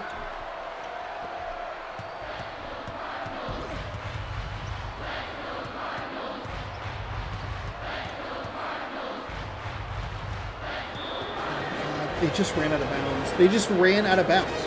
For no reason. Oh, okay. Well, I guess they did it for that reason. What a bizarre series of events. The Kentucky offense was not set up at all. I don't know why Stanford's not trying to put a little bit more pressure in the backcourt. It's 20-10. One of the more bizarre sequences we've seen in this tournament. They're going to kick. Looking for three. It's up. It's left a little bit short.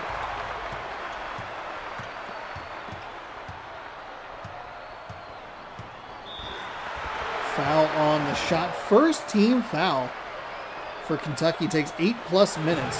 8.5 minutes.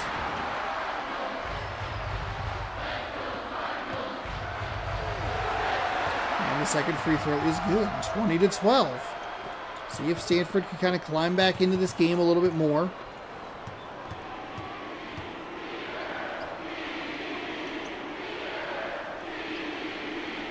Wildcat stuck on a tree.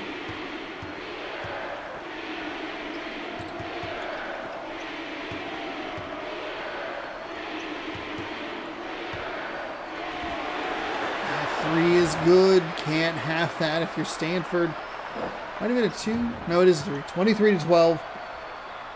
I can't believe how effective that shot is. It almost feels automatic. And it looked like the defense was actually in a pretty good position for it.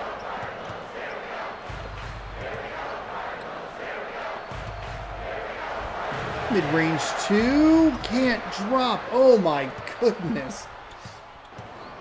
Kentucky's flushing everything they can get, and Stanford just so much effort and hope rattling around to miss those shots. That should have probably been a steal, but a good job by Stanford to come up with that loose ball. Second team foul goes against shooting guard number 32, and it puts Stanford on the line 4-2.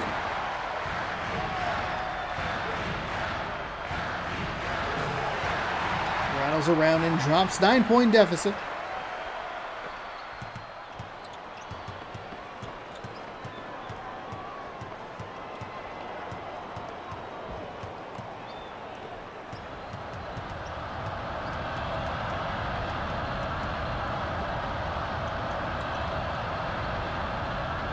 Stanford was so out of position. They went for the steal, and that steal cost them that steal attempt cost them 2 points. 5 for 13 is abysmal. Oh boy. Oh boy. Oh boy. Whew. The rough first half comes to a close. It's great defensive effort by Kentucky, and Stanford was just, that's bad offense. I think it's a bit of a mix. I think that Kentucky did a good job of taking care of Stanford's offense, but Stanford's offense also benefited Kentucky's defense by just shooting directly into their hands. It was a weird first half. They're not out of it, but it's hard to believe that you would see a comeback. I would believe more in UNC against Florida, even though they lost by 15 or whatever it was at the end of that. Stanford just has not shown enough consistency offensively to feel like they can go on a run. And their defense has been not great either. Okay, well, there you go. Shut my mouth then, huh?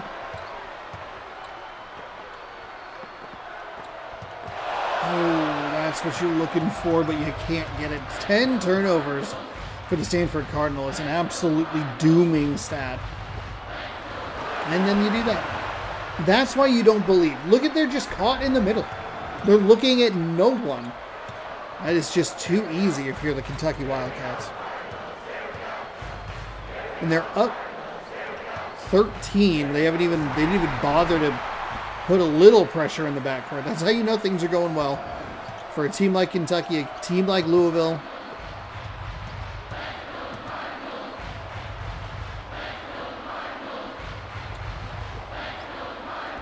Okay, nice job. Beneficial animation there.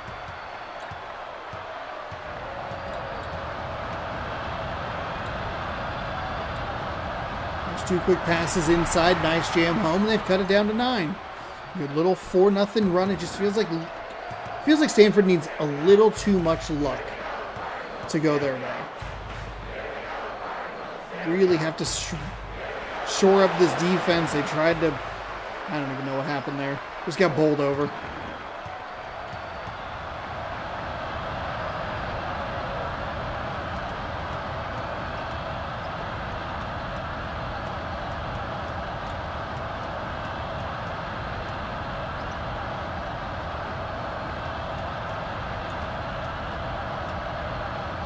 Okay, a little mid-range jumper off the glass and good. Worried that that's going to look real bad if it's a miss. There was a kick to a 3, maybe you could have tried, but Stanford hasn't been really trying the deep shots, so. Mid-range is good, and Kentucky, 11-9, 11-9. See if they ever, see if, center number 42 was lucky I didn't scream at him just now. He almost just ran out of bounds for literally no reason.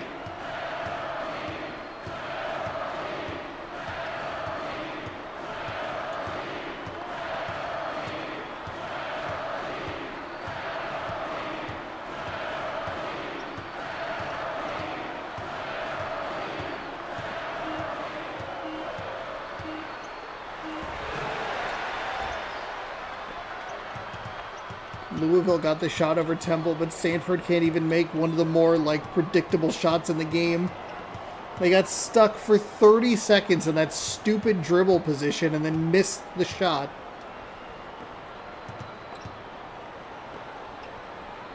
Kentucky doing a great job.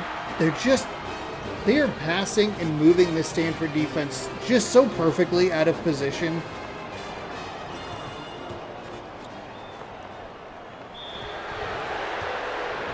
Shot is up, shot is no good.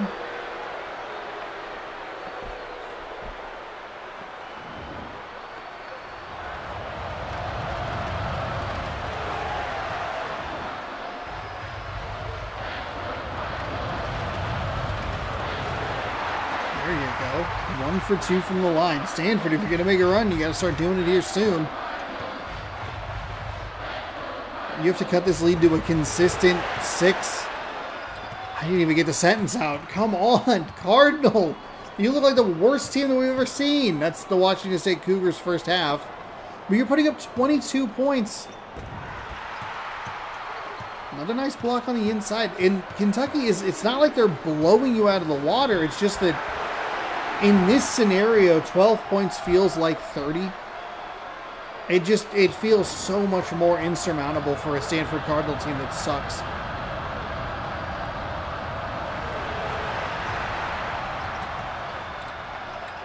(34-25).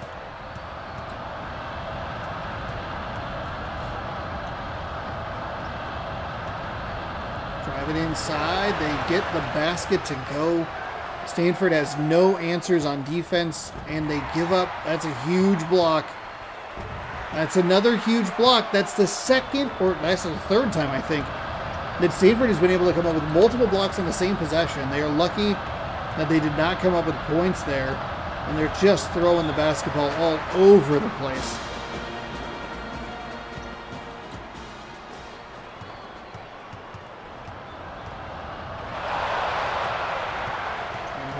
These are some of the more frustrating games to watch.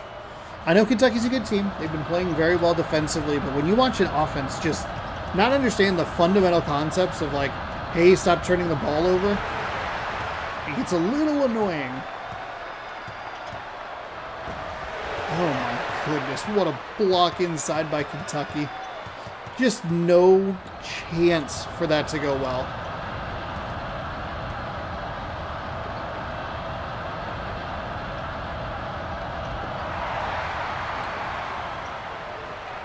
Oh my gosh, I love it. They get the foul. That's one of the best fast breaks we've seen all tournament long. They're going to slice this down to 9, but I just don't believe in this team. Kentucky, again, like you can kind of balance it both ways. Like, you would look at Stanford and you go, hey, this offense just doesn't have enough to keep clicking in a way that's going to put them back in this game. On the other side, you look at a team like Kentucky and go, you're surviving their runs. You're making sure that, hey, even if they're getting a turnover, if they're getting whatever, you're able to stop the bleeding relatively quickly and keep them at a good distance, 7 to 11 points, somewhere in there. And really make them do the chasing, and then we just kind of come up with a key stop here and there. Move on to the Final Four. Easy peasy. It's a nice play by Stanford. They're only down by 7 now. That's a bad shot. We've seen Stanford do that a lot for Kentucky. Just try to get that bucket up, and it's just swatted right back. A rare time that we've seen Kentucky do it in favor of Stanford. And there's Stanford doing it right back. That's what I'm talking about. There was no way that was going in. Lurking just in the area. Yep, there it is. It was 7, and now it's 10. This Kentucky offense knows how to manipulate this defense, and they're picking and choosing excellent times to get those big baskets. We'll let you get a little bit, but we're not letting you get all the way. We're going to push it right back to a double-digit lead.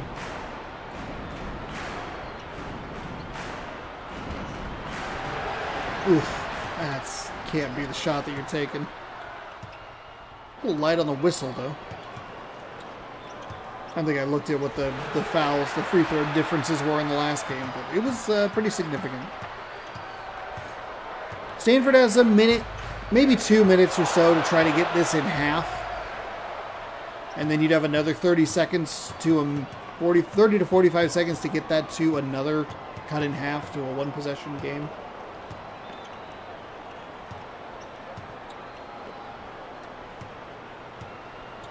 Kentucky into a bit of a ball control offense right as I say that, or start that sentence. They're going to throw it away. Oh, what a block. Good job by Stanford to at least come up with a loose ball. They'll take the foul, and they'll go to the line to shoot 2.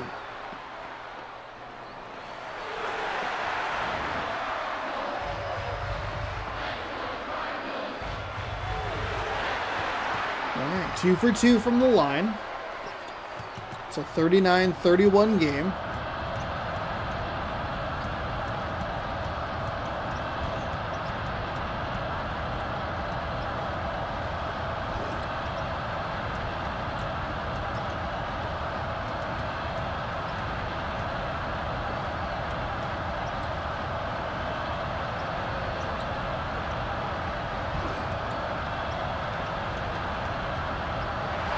There's a nice steal. Okay.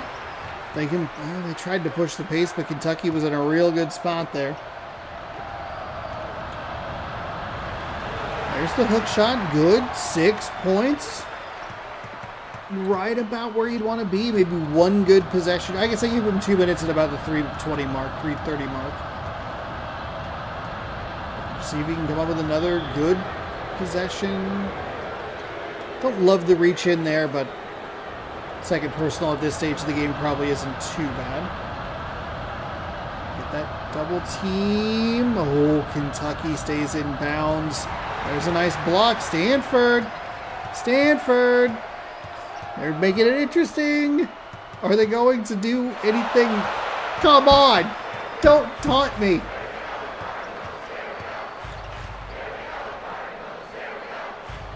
Really needed that possession to come up with some points. Cut it to 4. Oh, go inside, get the foul. Okay, Kentucky does them a little favor, misses the basket. It was a game that we saw, I think it was at Arizona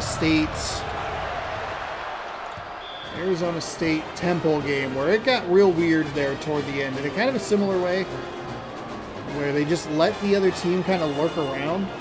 Temple was leading for most of that second half. It looked like it was going to be kind of a, not a blowout necessarily, but it was going to be a well-done victory. I don't know where I'm going with that sentence. Either way, Arizona State all of a sudden got hot late, and Temple couldn't make free throws, so I just don't know what you're doing there. Like, just so clearly a bad pass. 2 of the worst offensive possessions for the Stanford Cardinal happened at the most critical time. A turnover and whatever the heck happened to the previous one where they get takeaways and they cannot turn them into points.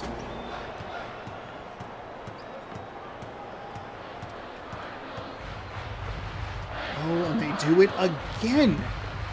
They're passing way too. There's a 3. That left short. They will foul. Likely that should do it here for this one.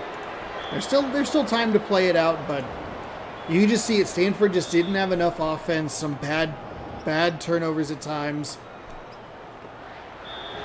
And they got off to a bit of a rough start in both halves. They'll set Kentucky up.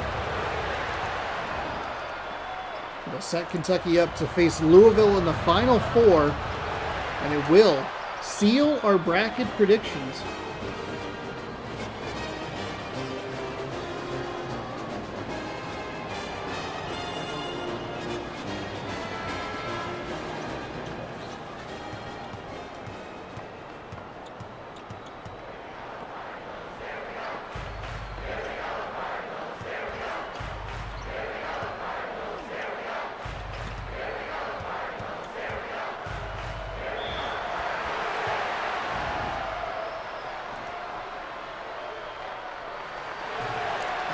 Come on, can't even make the free throws in garbage time? To go 0 for 2 from the line. What? How did this team make it to the Elite Eight? That's a genuine question. Like, I watched all the games. I think this is the benefit of playing just one of the most horrific halves of basketball, or being on the positive side of one of the most horrific basketball halves we've ever seen in the tournament. That Ohio State second half was so bad. And they only managed to win by 11. Ugh, awful. Awful finish, which was unfortunate because it wasn't too bad there for most of it. But Kentucky moves on. They will host Louisville in the final for 42-33, your final. And that will knock us into the Final Four. That's it. That's today's video. On the much shorter side of things. I don't even know that I would be able to do 2 more hours because I feel like my vocals are kind of just done. I'm doing a lot of talking, doing a lot of streaming here on the channel. I've been having fun with it, so that's what's most important. But we are down to our final 4 teams. Let's get you a look at each of the matchups. Florida, the Gators, will be taking on UNLV, the Runnin' Rebels. They have looked really good. I think both of these games are going to be very interesting, especially based on what we saw today. I don't know that Kentucky really, we'll talk about them in a moment, but I liked what we saw from Florida. They were hot from deep. They shot the ball well, and they were able to just kind of take North Carolina out of the game and really stretch that lead out. UNLV played a very grinded out game. Tons of blocks, lots of steals. They were good on the perimeter defensively, which I think makes it interesting considering that Florida shot the ball very well from the perimeter. So I think this is a more interesting game than it would look on paper. I would not be surprised if it ends up kind of ugly one way or the other, but we shall see next Sunday. For our second game, it is Kentucky taking on the Louisville Cardinals, the 5-time continued thorn in my side, or 4-time Louisville Cardinals. This is going to be an interesting matchup. We saw Kentucky apply some pressure in the backcourt at times during that Stanford game. Similar to what Louisville does, but not quite as aggressive, and with a similar cadence of we'll do it until we're up by 5 possessions, and then we'll go ahead and flip it over to just a regular half-court defense. This could be kind of what we see with that UNLV and UCLA low-scoring game. Grind it out, a lot of turnovers. I don't know if the blocks are going to be there necessarily, but Kentucky kind of survived a pretty bad Stanford team. They barely outscored what Temple put up against Louisville, and that game got real stretched out late. It'll be interesting. I think that we have a couple of good games here with teams that kind of are able to punch back where their opponent can punch, I guess, if that makes sense. Florida, great on the perimeter. Shot the lights out from 3 today. UNLV, a lot of blocks from deep.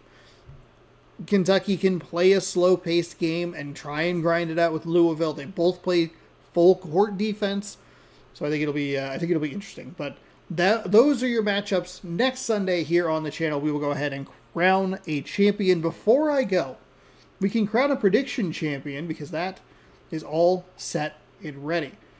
In the final position, Baylor with 22 points. They were wrapped up yesterday. In third, the Beebs prediction. She needed a Stanford win to stay alive. She couldn't get it. She finishes with 32. I am in second. I finished with 34. And let's go. Will win. They have a score of 36 at the moment. They have a potential for 84. So we could see, we still have the potential to see a correct champion pick, which would be really make that bracket look like a blowout. 84 points and the next closest is 34. Yikes. But there you have it. It was very close for the first couple of rounds. I will say that, but Baylor lost a little, just too many of their deep runs way too early, and that kind of doomed them. Otherwise, it was fairly competitive throughout the whole thing. So if you'd like to fill out a bracket, you'll be able to do so next year when we do this, and we'll have more information later because we have to finish this. Next Sunday, we will crown a champion right here on the channel. Subscribe right over here. Ring the bell down below for more Mascot Madness right here. Baseball in the evenings. Thanks for watching. Hopefully you enjoyed. We'll see you next Sunday for the winner. Goodbye.